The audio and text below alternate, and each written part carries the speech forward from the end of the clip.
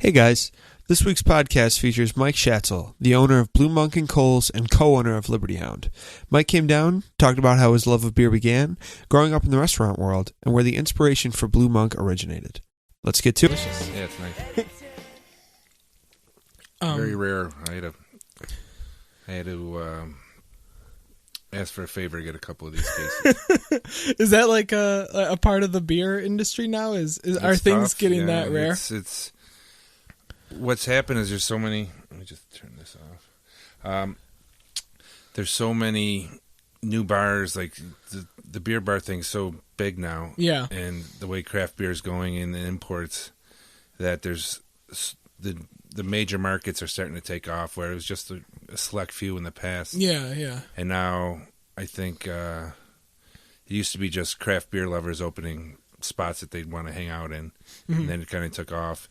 And now it's businessmen opening craft beer spots. So I think a lot of times you can tell the difference when you're in a spot, whether it's a business guy spot or a guy. Oh, like the actual feel of it. Yeah, the decor, the warmth of the place, and a lot of times with the business guy, it's just you there's a noticeable, at least in my point of view. I bet there's like a noticeable difference. I wonder also if like you could tell the difference in like the service or the way that the people are passionate, because I feel like a place like yours, like you want people at Blue Monk to know beer who are working there. You try to, yeah. Or at least behind the bar. In the beginning, yeah. We try to train them, or we train them, and then it's just with the daily grind, it's really tough to keep them going. And then with the turnover, we do have a couple people that aren't working with us anymore, but are willing to do the training, so that helps out a lot. Yeah, because I mean, you guys have a pretty intense. There's a lot to know. Yeah, it's it's not like you're going to work at Applebee's and you have to know the difference between Heineken and Heineken Light. You have to know the 5 seasonal Sam Adams flavors. Yeah, it's like, and which one you have. Summer, Oktoberfest, and it's a whole different world. And I think Buffalo, a small percentage of Buffalo realized that before Blue Monk opened, but now I think it's just the internet, and I think Blue Monk really opened people's eyes to the world of beer. And more, there was Premier in mainly in Village Beer Merchant when they opened up. People knew there was obviously people buying it before, because Premier had been doing it for years. Yeah, and I think Blue Monk, really took it mainstream, where people started, and then after that opened, the managers, people, I had this at Blue Monk. Do you sell this? So it helped everybody. Yeah. Anybody, I think having people want higher quality products in all food all food things, like that's only a good thing. Like that's only gonna. I think it's a great thing. Like the mass produced, like beer wise, I don't really support them. Yeah. When I started, I had Labatt's on there on the list, and it said like, if you must, Labatt's like $4.50. Well, because I mean, opening a bar in Buffalo, like people would think you're crazy if you don't have. Yeah, I want to be the one bar that didn't sell Labatt's. And but I kind of poked fun at them, and then I just took them off the list. And you get those people who can't believe I don't sell that, or Bud Light, and then I said, well, there's plenty of other go places. down to Kohl's, we sell it there. Keep it in the family. So, but I wanted to be the first place not to sell it. I'm sure there's other places that don't, but there's no need for it. I don't think. No. There's a need for it in other spots, but I wanted to be different. Yeah, not what you're going for. Exactly. So you kind of like grew up in the restaurant industry a little bit, right? You're Yeah, my grandfather, I guess, owned a saloon in Lackawanna. Okay. My dad opened the original Lachlan's in the 60s. Oh, wow. And then he got closed down by the SLA in the 60s for being too wild. So that he tells me some of the stories, not all of them. But then he opened Brennan's up with my uncle in 1970. Okay.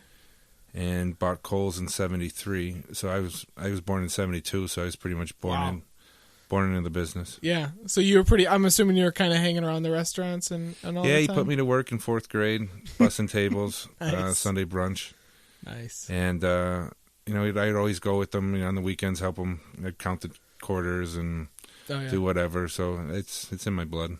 Was there ever a doubt growing up that you were going to go into the restaurant industry, or was there a period where you could have taken a turn? I think like when I went to Nichols for high school, and I think he had bigger aspirations for me than the restaurant business. But I enjoy it, and when I graduated from college, I moved out to San Diego to get my MBA,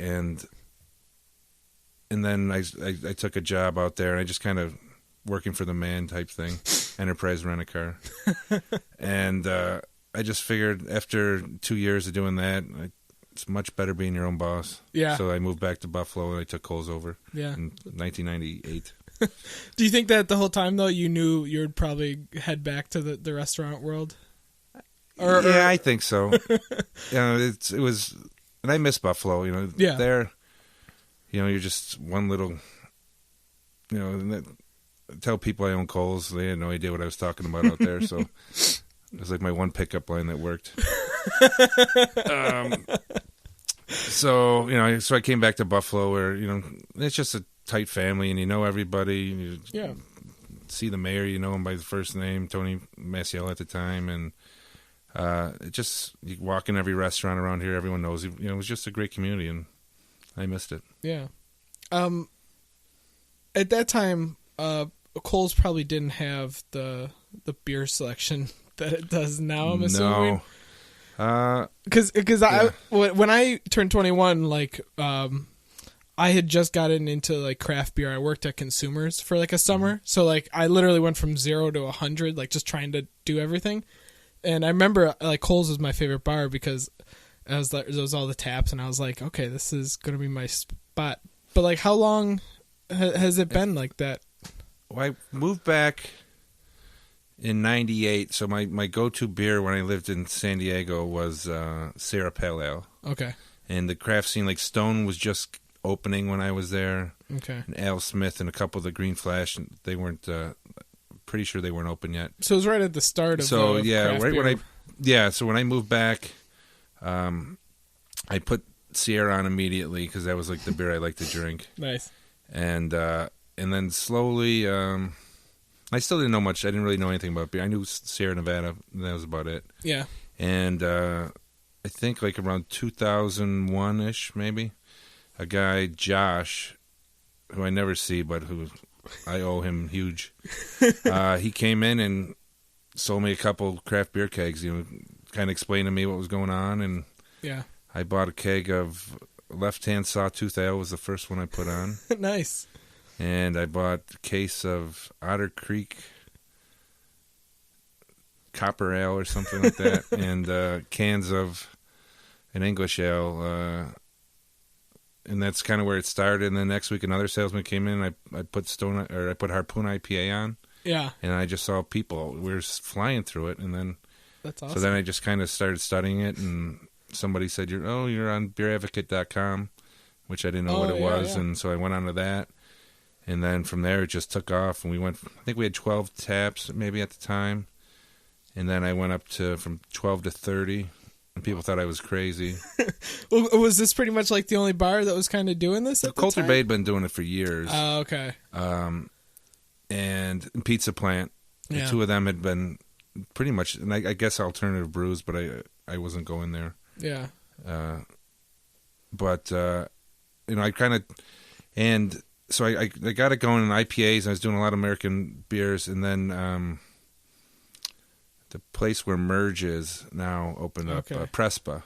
Okay. And he started bringing really, he started it, the Belgian style wise. Like he was bringing in Duchess de Bourgogne, like sours with Delirium Tremens and Chimay.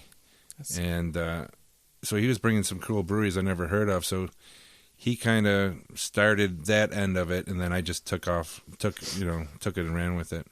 That's awesome. So I'm far from original, but so that was the slippery path that you went it was down. People like I remember guys coming in and ordering $40 pitchers of Delirium Tremens, and it was like it was crazy, and then we had this bartender Joe Lang who thought I was insane when I started bringing all this stuff in, and he pulled me aside and just said, I had such major doubts that this would ever work. And he goes, "Here's, shake my hand." It worked. That's awesome. So as you're like, what was your process of like just trying to take in everything you could? Like, were you just buying any new beer you saw, or like your personal journey into craft beer? Couple guys, like the original guy, or two guys actually, that took me from like a sort of a beer connoisseur to I'm proudly say I'm a beer nerd. I like to call myself a food nerd. Yeah. I like to not say foodie. I like to say I'm a food nerd. I like food nerd. It's kind of tough to say. But, it's Rudy Watkins, who is the head brewer at Community Beer Works, and his buddy Tim Kennedy.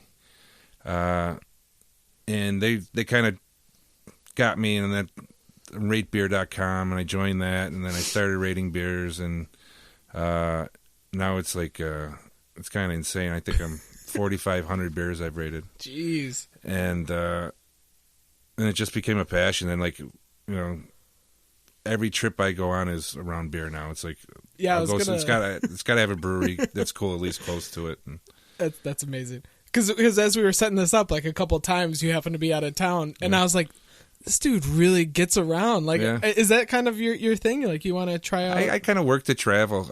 I want to see everything. And like a trip to Amsterdam with, first time I went, it was with Charlie Goldman from his little empire on Allen and Amherst. And a bunch of us went over to see the Black Crows in Amsterdam. And we stopped at a bar called Gollum in Amsterdam, and it was like heaven. It was like just this little dive bar with great Belgian beers, and it was like the perfect place. And I just remember just trying everything on the list, and that was like the defining moment, like going to that bar, and I said, I got to open something like this in Buffalo. And so this was before Blue Monk. Yeah, this is probably 10 years ago. Pushing, wow. I guess maybe not that long, but So Blue Monk has been a kind of an idea you've had for a while. Blue Monk's been a long time. It was, and I had a couple other locations involved, like in mind, and I was looking for the right location to open up for a couple years. Yeah. And basically, what I found at Kohl's, there's people that come in happy hour on the slower nights and drink the Chimay and the Rochefort 10s and Deliriums and the higher end Belgians, but they were nowhere to be found on the weekends because it's just the younger crowd kind of mass produced drinking, Yeah. I've been there. I've seen the crowd. Yeah, so they kind of took the place over. Yeah. And, so I was like, man, there's got to be a spot where a guy can sit down and have a great beer. Yeah. Any time of the week. So, so that's where kind of Blue Monk thought process came from. So I was looking around. I want to be Allen, Elmwood-ish area. And one day I was just driving down Elmwood and stuck at a red light at Breckenridge, and kind of late night, and I just saw the IRS or state sales tax sees stuff up in the windows. At the time, it was Merlin's. Yeah, it was at Merlin's at the time, and their tax problems.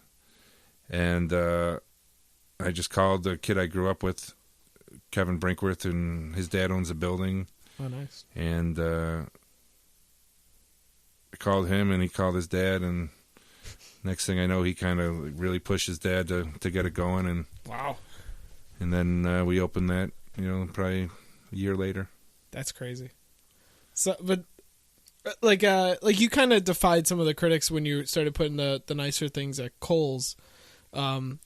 Was there like a group of people who thought like a Belgian beer bar in Buffalo was like kind of risky, or like serving that high level of beer or certain price points? I think the price point was what people were more concerned about. An $8-9 beer. What Yeah. Better be a pitcher. And but they sold pretty well at Kohl's. Not that I was flying through it, but I did sell it. Yeah. And I know Prespa did pretty well, and I remember Charlie put on a keg of Rodenbach Grand Cru at Hardware once, and they flew through it. Wow. And so I knew that, there was definitely demand for it. They only had 3 taps, but they still sold, people were still drinking it. Yeah. So I knew there'd be some sort of demand, but I really didn't know how much. Yeah. And then I was pretty shocked when we opened up and it was how busy it's been. It was like when you guys opened, it was what, in like 2010, right? October 2nd, 2010. Okay, yeah. Like I remember the buzz was pretty big, like that a lot of people were excited, and I had no idea. Like when you guys first opened, it was just jam packed. Like I think the line went to the Blockbuster the opening night. Like, did you have any idea that was coming? I knew once. It took so long for us to get our license. There were so many like delays and. It sounds like and I think just people kept asking, when you're going to open up, and then the news did an article, and Art Voice did an article, and the news did another article, and it just, I think it probably, I don't know if it helped. It obviously helped build up the momentum. Yeah. I don't know if it actually helped the checkbook, but losing a couple months, but it definitely, people were ready, and we started the Let Blue Monk Open Facebook page. Nice. We had 3,000 fans, I think, on Facebook before we even opened. That's insane. So it was pretty cool. And I mean, that obviously had to be reassuring. You're like, okay, there are people who are going to come. And in Canada was such a big thing for us. Like Toronto would, I'd have 25, 30 regulars from Toronto. Wow. Not regularly, a couple times a week, but once a month. And those are just the guys I knew, and they were just loving good beer. And these guys are driving an hour and a half down here to get a pint. Yeah. And local people should catch on to it. Yeah. How did the food come to be with Blue Monk? Because I like the duck fries were, I have to imagine, is just an insane seller still to this day. Like, they're the number one seller by far. Yeah. The food was, that was kind of like a mixture of different places I've been.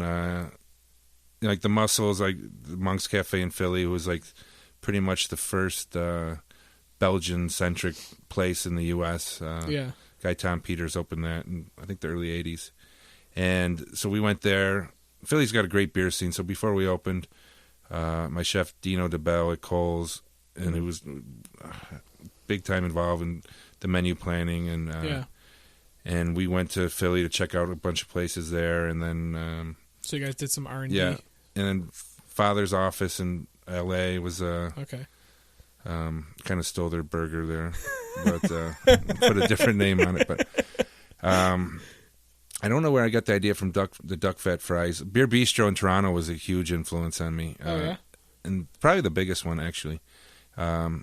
It's a great place if you haven't been there. It's Yonge and King, right downtown, and really beer-centric menu, and especially with the Mussels, and they do a great job.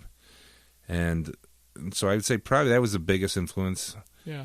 Gollum in Amsterdam, and Beer Bistro in Toronto were like two very big influences on me. Nice. I'll have to check that out next time I'm up there. It's a great spot. Yeah. And Barvolo up there is...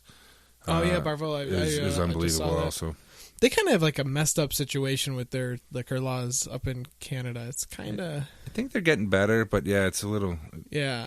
I know... It's a little backwards. Yeah, the one food writer like Ivy Knight, every time she's in town, she always mentions that she loves that she can go into a 7-Eleven and buy... beer. Oh, you just have to go to the beer stores, yeah. Yeah, and all that kind of stuff. It's like Pennsylvania, I think, so screwed up like that too. Oh my god, yeah. My dad grew up in my dad lived in Pennsylvania, and he had to go to the one beer store to get beer, and he can only get it in cases. Like they never had it. You can't get a sixer. Yeah, it's so weird. I think they're trying to change it. But. Yeah, but no, I mean that I was really happy to see that take off as well as it did, because it kind of reminded me when Vera opened a little bit later. That I was happy to see that people in Buffalo would support quality products and not be so concerned with something that's $2 more or like $3 more than what they're used to spending. Like they were going out of their way to have a quality product that you know. Yeah, the opening night we had a keg of Cantillon, which was like unheard of in Buffalo. It was insanely expensive, and I think we're charging $12 for like 8 ounces. Yeah, and people were buying it. I think a lot of people were just looking and buying the most expensive thing to say they had it. But God bless those people. But the sour beers, we've just won people over with them, and yeah, unfortunately, we just can't get enough of them. But yeah, and then you also have like with the main attraction at Monk is that beer chalkboard, and people are just like glued to it. I love that thing. And you do get a lot of people that just look down the AB alcohol by volume thing. And I'll take the 10% one. We started off carrying Lindemann's Framboise, and which is a nice starter lambic. It's sweet but it was only 3.5%, and it wasn't selling. And then we just took the 3.5% off, and then it just started selling a lot more. So we definitely have those, but I think the alcohol, a lot of people are used to drinking Labatt's and whatever, and having to take like 3 of them to, and then like they were getting insanely intoxicated just after a couple of beers. I only had 2 beers. Why am I walking into this wall? Got to do the math a little bit and for I them. remember I was reading the Riverside. I don't know where I got it, but it's like the Buffalo Rocket of Riverside. Yeah, and it's like the crime thing. Yeah. And a guy, so and so, or an unnamed male, got arrested for DWI. Claimed, but I only had 2 beers at Blue Monk. And I was like, maybe we should educate him a little more on the effects of this. Yeah, and like quotes next to it, just be like, "This is really 3 beers." Yeah, people don't get it. When I started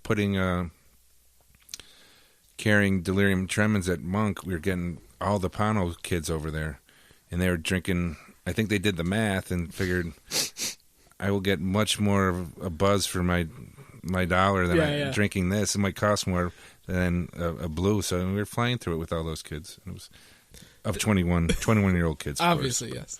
The delirium tremens, that was one of my gateway beers. Like that was one of those beers where I drank it and I understood, okay, this is what the deal is. Yeah, I think that just the branding, the pink elephant, and people are just kind of drawn to it. And, it's a big seller, and it's a good beer. I don't think it's a great beer, but it's There's the beer nerd in me. Well, I think it is. I think it's the gateway. I think it shows somebody what there could be. I think it's great, and you just can't whack them over the head with some crazy complicated beer. There's baby steps involved, and and it's something like that. The Merit Sous Blanc, the Omegang Wit. Omegang makes great beers. Yeah, and they're tastefully done. They got great flavor, but they're not overbearing. Mm-hmm. And it's great. Those are our top sellers: Delirium, Omegang Wit, and Merit Sous. Nice. So how was the actual process of opening a restaurant from start to finish, or a restaurant and bar rather? Because obviously it must have helped that you had your family background that kind of knew the process a little bit. Yeah, it was a new experience for me because I just kind of walked into a restaurant that had been around for 50 years. Yeah, at Kohl's. So I never worked at anywhere else. So opening it, but it was really cool. Just the menu planning and interviewing the staff and planning the decor, and that's one of my favorite things is all the signage. And, my sister Sarah, who freelances as a designer, and I knew what I wanted to look like, but I didn't know how to. And we just sat down and I kind of explained to her, I want the walls to look like people have been smoking in there for 200 years, and she just kind of ran with it. And we found a bunch of old beer signs in Belgium on a website, and nice. And I really like the feel of the place, and the door. The garage door, the doors up front, and then the wainscoting with the old sawed-off doors from Buffalo Reuse, and it's got a cool feel to it. Yeah, you guys did a really great job with it. Yeah, that just must have been kind of neat to everything be what you want it to be, pretty much. Yeah, and just the planning the menu, picking like that, doing that first initial draft list was, that was exciting. Like, what am I going to put on? And it's almost like a fantasy draft. Or yeah, something it was a beer fantasy draft, and it was very exciting. It was completely new to me, and signing all those checks wasn't great, but yeah. But for the most part, it was exciting, and you get some the local know-it-alls from Elmwood trying to stick their nose in your business all the time and design and this and that. But once we dealt with them, it was pretty cool. But we, for the most part, besides a couple neighbors, everyone's been very supportive of us. That's awesome. So a couple, what was it, last year that you got involved with the Liberty Hound? Liberty Hound came, Newell Nussbaumer actually called Jason Davidson, my partner down there, and asked if he'd be interested possibly in doing a restaurant down on the waterfront. And Jay and I were already doing some catering together. Okay. And so he approached me, and I was skeptical at first. Because of the area? Well, the area was pretty cool, just the size. And then I was skeptical. I didn't, just the whole politics of the city being your landlord the naval park, and there's a lot of different institutions you're dealing with, and I just didn't know how smooth it would, or if it'd be rocky, and dealing with the city, and the city's been great, and it seems like it's been really successful. Yeah, it's been, we have pretty much from May 1st to October 1st is pretty much majority of our business. Yeah. But it's been successful beyond our whatever. Not that we really sat down and thought, but it's just so small inside, and once you started building it, it's like, oh, we can fit a lot more people in here than we thought, and the patio is everything. People love that patio is fantastic. It's the best location. I mean, you have two giant Navy ships tied to your patio. It's hard not to get people drawn there. And then concert series, and it's an amazing location. And now with everything going on with the Sabres and Pagula putting up the new thing, and the new hotel, and that area is gonna just get everything more popular. And nice being the first guy in. Yeah, you guys were kind of like it was lucky. Paving the way.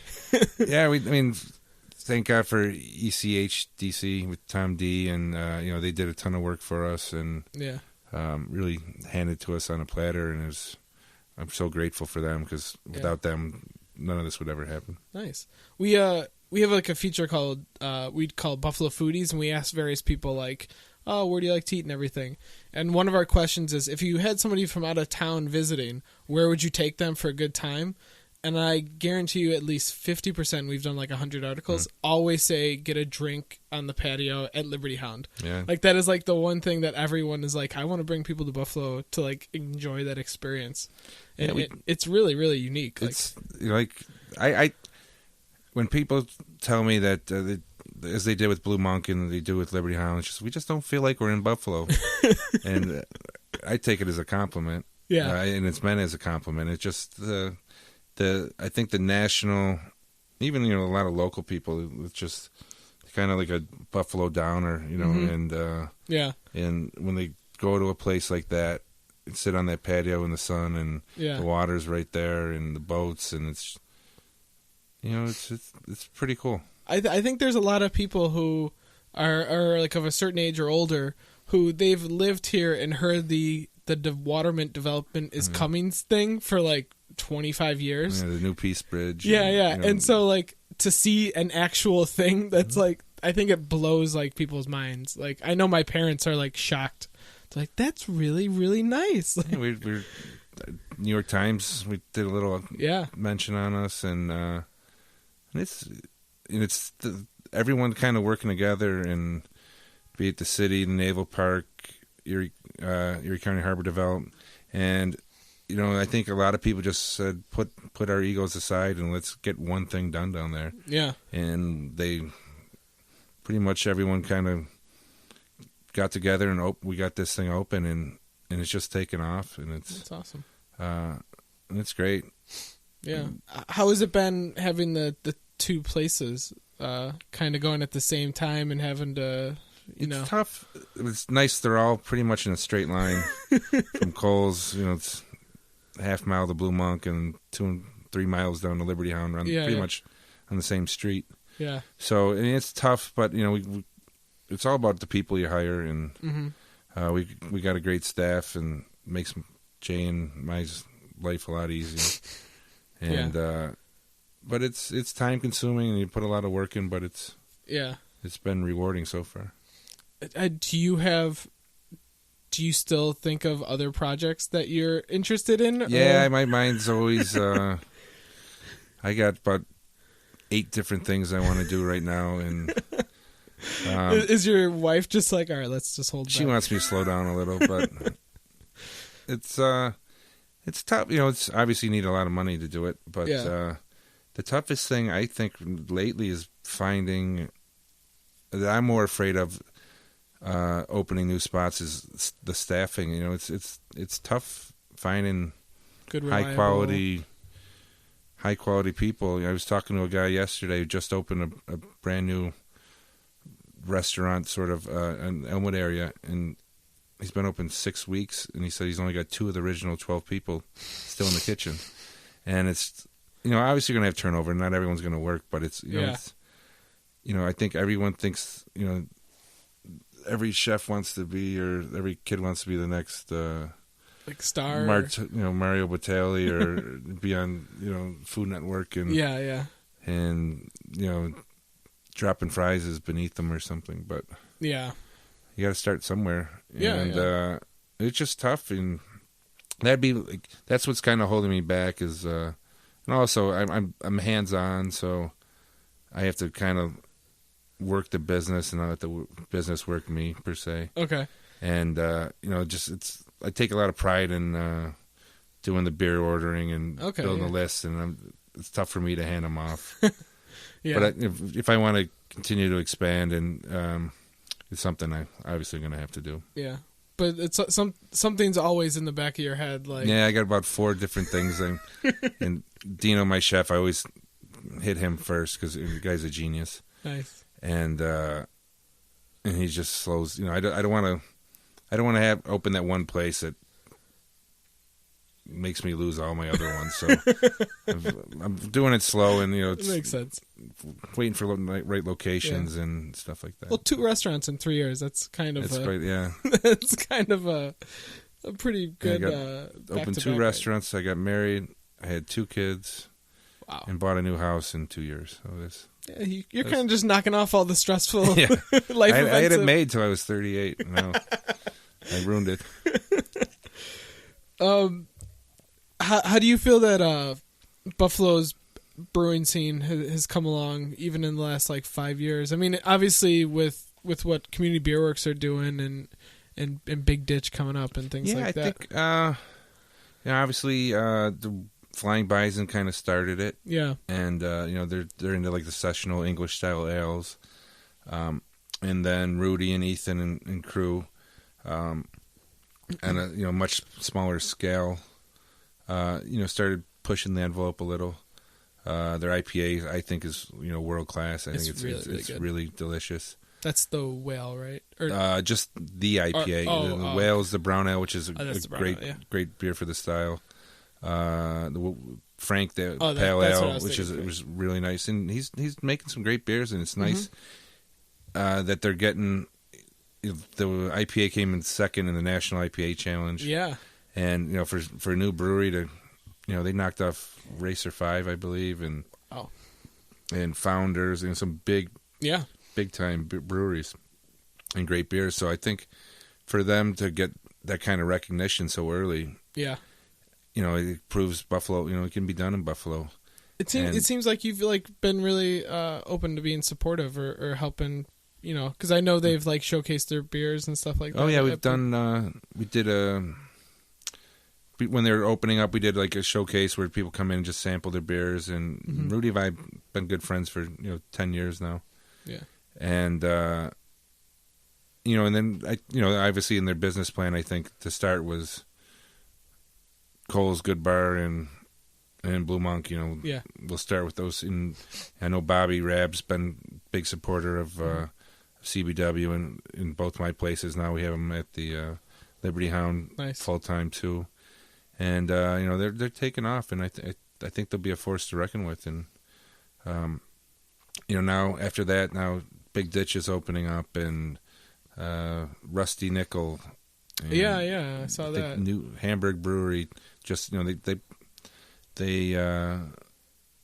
just were announced recently too. Brought a brewer in from Abita down in Louisiana. Wow, nice. So I mean, I think Hamburg's got a lot of money behind them, and that's good. They're not cutting corners, and I think they'll be. That's really good then. A force to be reckoned with, and but there's a lot of little guys open up, and I think it's great. Yeah, it's exciting. Yeah. So for a guy that makes his living selling beer, I'm very excited. And a beer nerd. Exactly. More ratings. Yeah. I think we kind of covered pretty much everything there. Is there anything you're looking forward to doing with Blue Monk or Liberty Hound in the future, or events or things like that you'd like to see? Yeah, our beer garden, I'd like to at Blue Monk. I'd love to get going a little more. We're just getting some roadblocks with a couple neighbors on noise, and which we don't really make back there. But yeah, I would say Blue Monk's it's pretty quiet back there. Yeah. And it's just two guys that have been a pain in our ass. But I mean, it is their backyard, so I mean, I guess I understand it. But yeah, you are 20 yards off Elmwood. But and Liberty Hound, it's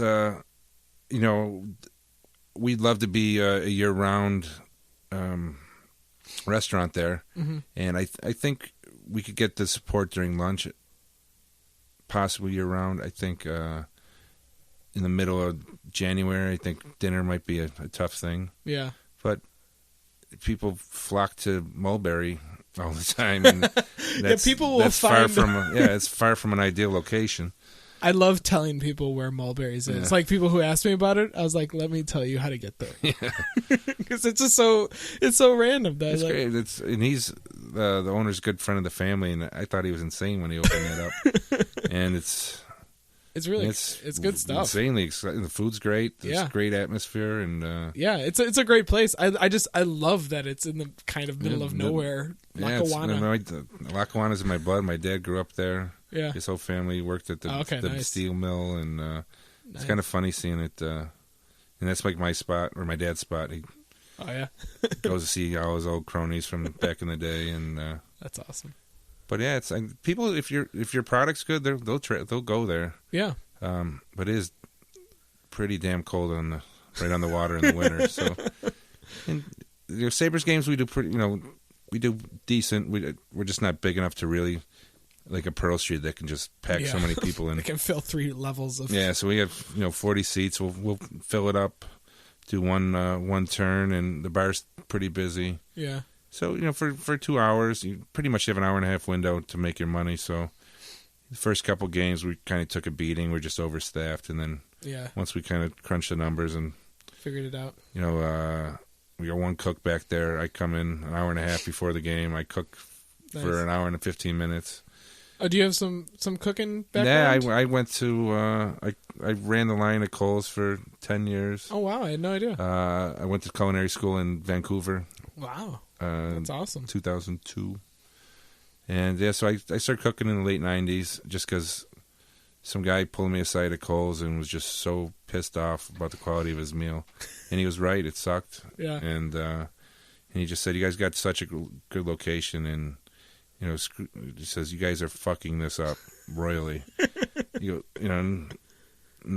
I wish I could thank the guy, because the next day I went to learn to cook, and people loved Kohl's back then. I think they kind of went despite the food. Yeah. And and everything we used to do was all about the bar. How do we get the bar busy? And we didn't, food back, it was kind of an afterthought. Yeah. And then ever since that day, that guy opened my eyes up, and I went back the next day, and I said, I just started learning how to cook. And and I think for what we do with that kind of casual dining, pub style, I think it's really, really. I don't think anyone's doing any better than we are with. It's very good. With what we do. It's pub food, but it's a little extra. It's like a step above. It's burgers, but it's you're not just throwing a slice of American cheese on a burger. No. So that banh mi burger. Yeah, that was a cool thing. I kind of came up with that years. I had a banh mi at a regular banh mi in a bar in New York, Blind Tiger, a beer bar. Okay. So then I kind of took that idea, and then I Food and Wine or something had like a meatball, banh mi meatball thing. Yeah. Recipe, and I said, well, I'm going to turn that into a burger.